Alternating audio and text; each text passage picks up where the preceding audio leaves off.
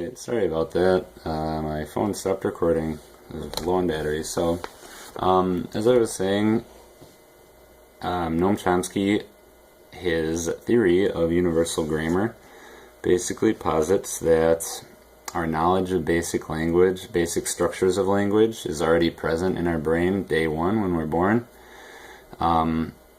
Which is pretty wild if you think about it. That means that what we need to acquire language is built in, and his theory is universally accepted because he's Noam Chomsky, but also because it's backed up by a lot of other linguists that the chapter goes on to talk about.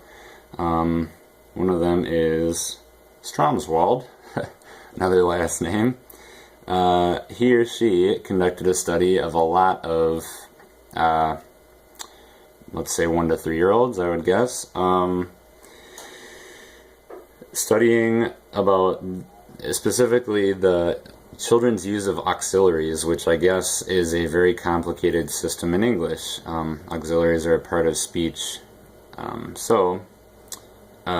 Stromswald determined that there are 24 billion possible amalgamations of auxiliaries in the English language.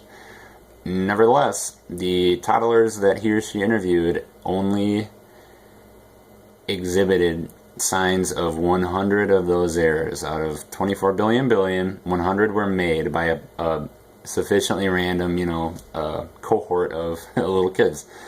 And that Stromswald, the researcher, took that to support Chomsky's theory that there's no way that those kids are using logic to figure out errors or not errors. They're just making errors or using speech based on what they have already, what their innate capability is.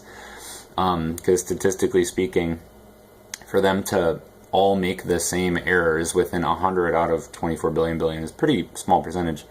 It can't just be lucky. There has to be something else going on there, and that something else, we're pretty sure, is what Chomsky describes as the universal theory of grammar. Pretty cool. At the end, just as the introduction, Freeman and Freeman come back to the idea that studying linguistics is studying the mind.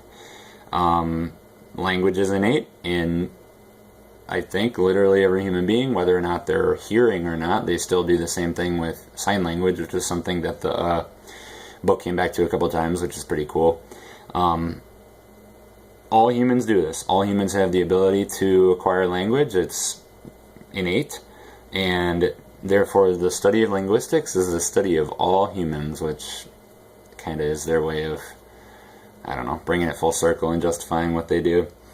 The only thing needed for children to activate their language acquisition skills is to be surrounded by a community of speakers or signers even, and that almost always is the case, because in order for a kid to reach adulthood, they have to be surrounded by people to take care of them. Last thing, well, there is a debate about whether language is built in. We know it is, but to what extent it's built in and learned, kind of a nature-nurture sub-theme, is up in the air, and that's still a subject of heated debate, I'm sure, among the linguistic circles of academia around the world, but the consensus is that humans are uniquely good at acquiring language. It's not just behaviorism like Skinner might have suggested back in the 50s. It's more complicated than that, because dogs can exhibit, signs of behavior, the Bell study from Psych 101, or apes are totally capable of, stimulus and response, changing their behavior based on a stimulus, but they're not capable of generating speech and acquiring language like humans are. So, long story short, humans are really good at learning language. They do it before their light bulb is even turned on when they're tiny little kids, and lots of linguistic research to back that up. Moving on to a really intense chapter about something called morphology, which some of you probably know is the study of words. The first sentence in the chapter is, morphology is the study of words. It starts out so simply, but it gets so ridiculously complicated after that. Because the very next sentence says, however, linguists find it difficult to define the term word. Okay, is a contraction a word? Is a compound word like merry-go-round a word, or is it three? And when it comes to oral language, decisions about what constitutes a word are even more difficult because the phrase "I should have gone," we always put "should" and "have" together, so it sounds like one word. So is that one word or two? Heated debate. Goes on to talk about how words are formed. I'll save you a lot of kind of minutia. I'm going to throw some tight words out there just to make you guys feel smart, though. We have different kinds of English words: simple, complex, and compound, depending on how many free morphemes, bound morphemes, or yeah, that's it. Those are the only kind of morphemes. But then there's different. It gets complicated. I think the punchline of this chapter is language is immensely complicated.